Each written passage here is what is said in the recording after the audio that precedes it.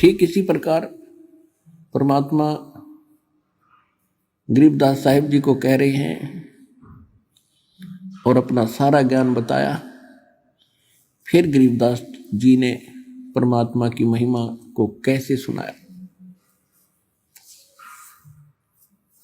अब जैसे हम तो राज्य प्राप्ति करना चाहते हैं और परमात्मा कहते हैं अगम निगम को खोज ले, बुद्धि विवेक विचार, उदय अस्त का राज मिले, तो बिन नाम बेगार। पुण्यात्माओं, परमात्मा की अमरवाणी एक एक वचन को गहराई से विचार करना, क्योंकि विचार नहीं करोगे तो अंदर से मैल नहीं खुर्चा जाएगा। विचार मनन करना इसके ऊपर। ये क्या बताई है, किसी के डोम बाट के गीत नहीं, ये तो भगवान के दिए वचन है। पहले तो हमें शंका रहती थी कि किसने देखा है भगवान, आगे क्या होगा किसको पता है। अब जब भगवान ने आकर बता रहा है कि ये होगा, ऐसा होता है, तो वो भी अग्रम अग्रम खत्म होगी। किसने देखा है? खुद भगवान ने बताया, और जिनने भगवान देखा उनने बताई। तो फिर अगर नहीं मानता है तो घनी पी रहा है भाई। तो कहने का भाव ये है कि गरीबदास साहिब जी क्या बताना चाहते हैं कि अगम निगम को खोज ले, परमात्मा से प्राप्त ज्ञान के आधार से कह रहे,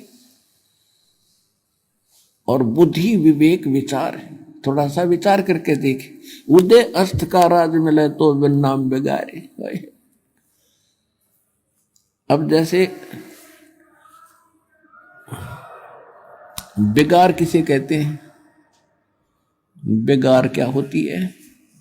बेगार उसे कहते हैं मेहनत गणा और इनकम निल और पूंजी घरते खर्च हो, उसको बेगार कहती है। जैसे पहले पुलिस वाले पकड़ ले जाते थे इन 3 व्हीलर वालों को, तो एक 3 व्हीलर वाला बता रहा था कि कल मैं बेगार में फंस गया। पहले पुराने समय की बात है, 30-40 वर्ष पहले। पुलिस वालों के पास अपने निजी वाहन नहीं होते थे। वो बता रहा था कि कल शाम ने पकड़ दिया उन्हें और सारी रात चलाया, अगला दिन सारा, शाम ने छोड़ा अगले दिन। अपने जेब से सारा खर्चा मान्य किया, सारा तेल डलवाया और 10 मिनट की फुर्सत नहीं, सारा दिन पहिया चला। यानी इन किराए के व्हीकलों का पहिया चलता रहे तो उसने न सोचा कर अब तक घनी कमाई कर ली होगी। और उस दिन कमाई के तो दूर रही, पहिया खूब घूम रहा था।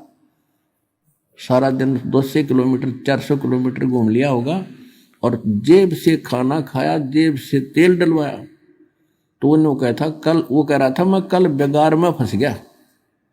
तो इसको बेगार कहते हैं कि प्रयत्न तो घना दिखे, परिश्रम तो घना करता दिखे, इनकम हो नहीं और जेब ते खर्च हो, उसको बेगार कहते हैं।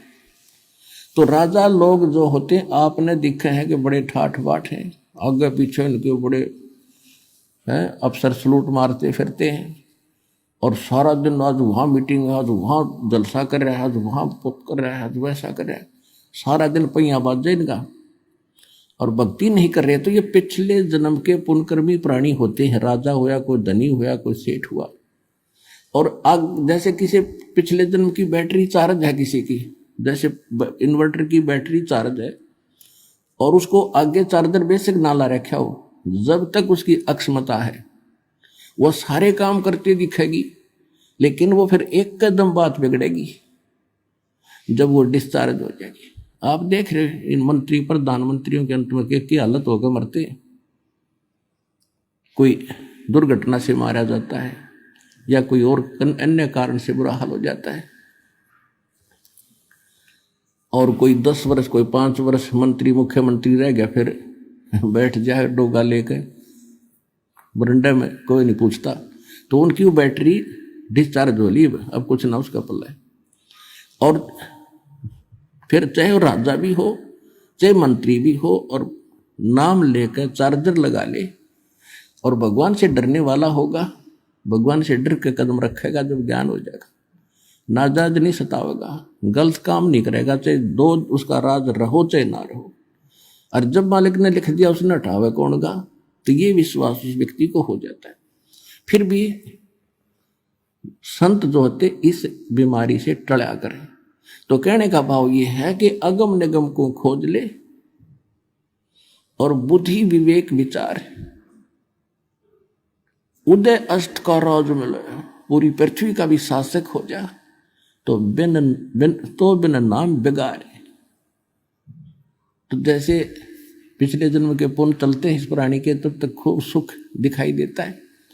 जब पुण्य समाप्त हो जाते हैं फिर पापों का दौर शुरू होता है, कहर पे कहर टूटते हैं। तो उस समय वो वही तो भक्ति कर रहा होता है, या ना कर रहा तो वो तो बात अलग है। तो जब सत साधना हम करेंगे तो ये दुख बचा करते हैं, और यहाँ के इस नकली राजपाट से हमारा मन हटेगा।